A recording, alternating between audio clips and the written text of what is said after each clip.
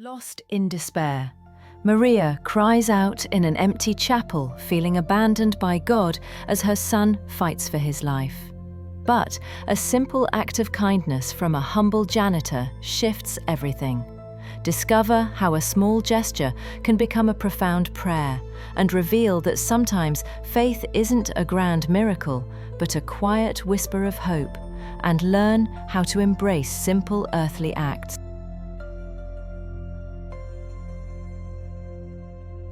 Maria sat on the cold, hard pew, the smooth surface pressing into her knees. Around her, the hospital chapel was bathed in the dim glow of a single overhead light, casting long shadows that flickered like ghosts on the walls. It was the middle of the night, and silence hung heavily in the air, silent except for the faint hum of machines somewhere beyond these walls. For weeks now, Maria had lived in this place between hope and despair. Her son lay critically ill just down the hall, wrapped in tubes and monitors, fighting a battle she could only witness with a heart full of prayers. Yet each prayer felt like a stone cast against an unyielding wall, hitting the ceiling and falling back as dust. She clenched her hands tightly in her lap, knuckles white, lips trembling as tears welled up and spilled over in silent frustration.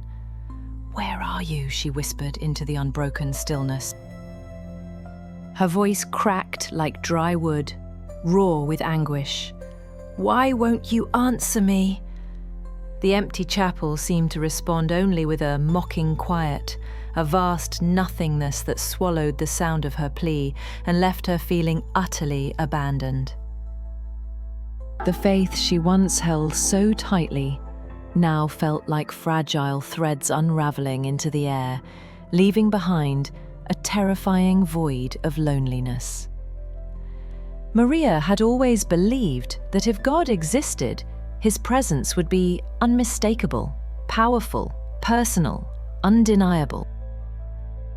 That here, in her moment of greatest need, all she sensed was silence, and that silence screamed louder than any voice could.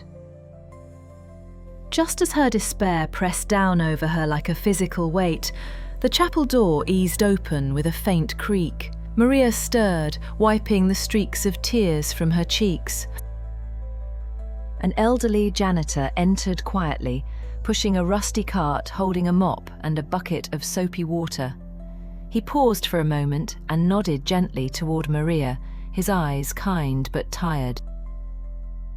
Without a word, he began to clean the floor with slow, steady strokes.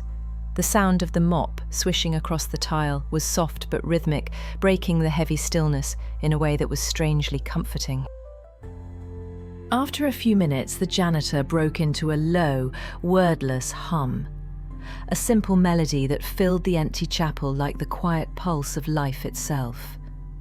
Maria found herself listening, the tune weaving through the darkness, reaching parts of her heart too raw to speak.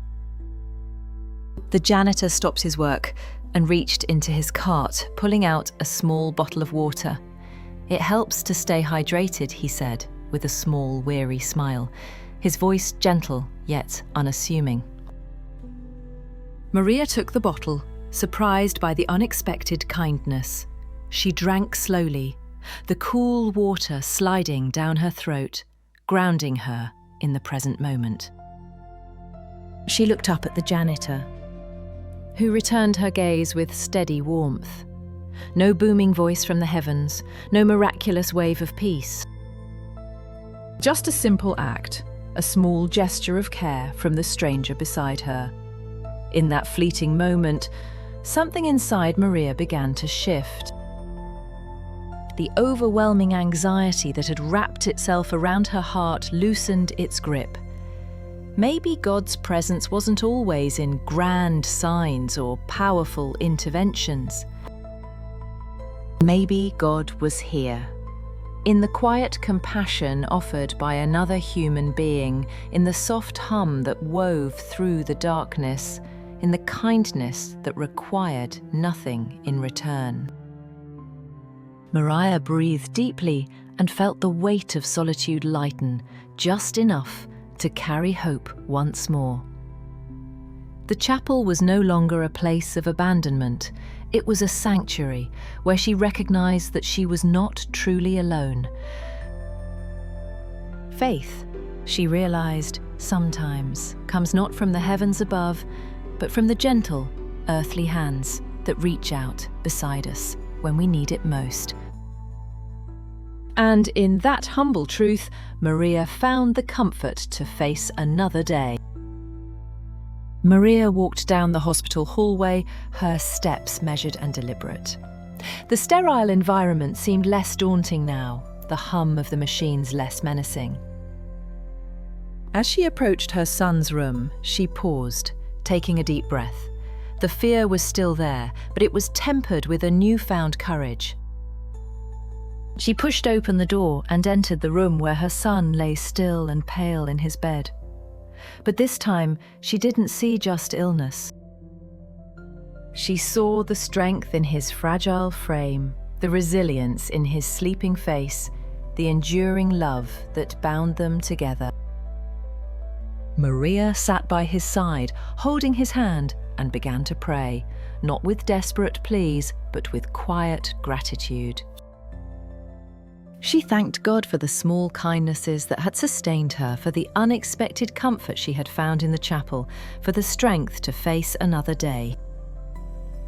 As the sun began to rise, casting a golden glow through the hospital window, Maria felt a sense of profound peace settle over her.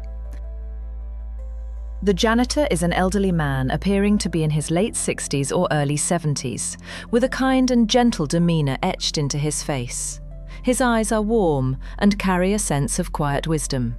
He has neatly combed grey hair and a slightly wrinkled face, softened by years of experience.